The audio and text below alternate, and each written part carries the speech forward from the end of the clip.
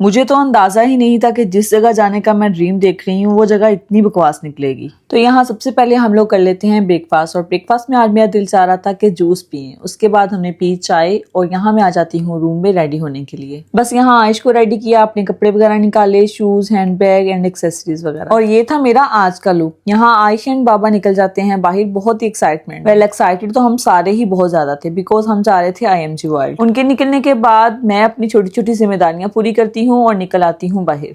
मुझे याद है IMG वर्ल्ड के बाहर हम जब भी गुजरते थे तो हम सोचते थे यहाँ जरूर जाएंगे। रास्ते में अलबेक पे रुके, फ्यूल डलवाया, जहाँ मुझे लेने थे आयश के nuggets. Because in the park अगर आयश को भूख लग जाती है तो कुछ हो जिससे वो हल्की फुल्की भूख मिटा सके। वेल इसी के साथ हम लोग पार्क में एंटर कर जाते हैं, और यहाँ आयश की हाइट मेजर की जाती है, जिससे हमें पता चलता है कि आयश can go free of ticket. Park के वाइब्स तो बहुत ही अच्छे थे, और सबसे पहले हमने ये वाला सीन एंजॉय किया पूरी फैमिली ने। झूले मुझे कुछ खास शुरू से ही पसंद नहीं है। खैर इसके बाद ये लोग मुझे छोड़ते हैं आयश के पास और चले जाते हैं बड़ी वाली राइड्स लेने के लिए। दे सेड कि तुम तो वैसे भी बच्चों वाली राइड्स ही एंजॉय करोगी। फिर मैंने और आयश ने काफी सारी राइड्स एंजॉय की, जो वो ले सकता था, बस मैं भी उसी के साथ जा रही थी और एंजॉय कर रही थी। यहाँ हम एक राइड के लिए काफी देर से वेट कर रहे थे, और जब नंबर आने वाला था तो आयश को वॉशरूम आ गया। इसी दौरान इनकी कॉल आ गई और हम लोग इकट्ठे हो गए और हमने ये वाला झूला एंजॉय किया। और अब बारी थी उस राइड की जिसे लेने के बाद मेरी तबीयत इतनी खराब हो गई कि मैं कुछ करने के काबिल ही नहीं रही। Because after taking this ride through out the way मेरा सर घूम रहा था, चक्कर आ रहे थे और बहुत ज्यादा तबीयत डिस्टर्ब। फिर मैंने इनसे कहा कि आप लोग जाओ, मैं अब कोई राइड नहीं लूंगी। और यहाँ आयश अपने नगेट्स एंजॉय कर रहा था, और आयश भी पूरा टाइम यही कह रहा था, I don't like this park, I like water park. By the way I love adventure, but इस तरह के एडवेंचर मुझे बिल्कुल पसंद नहीं है जिसमें इंसान की तबीयत ही खराब हो जाए। और जब ये लोग भी थक जाते हैं अपनी राइड्स को 2-2, 3-3 बार एंजॉय करने के बाद, तो हम लोग निकलते हैं वापसी के लिए। वापसी पे हमें ये ट्रेन नजर आती है जिसपे आयश बैठने की बहुत जिद करता है, तो हम इसकी राइड भी ले ही लेते हैं।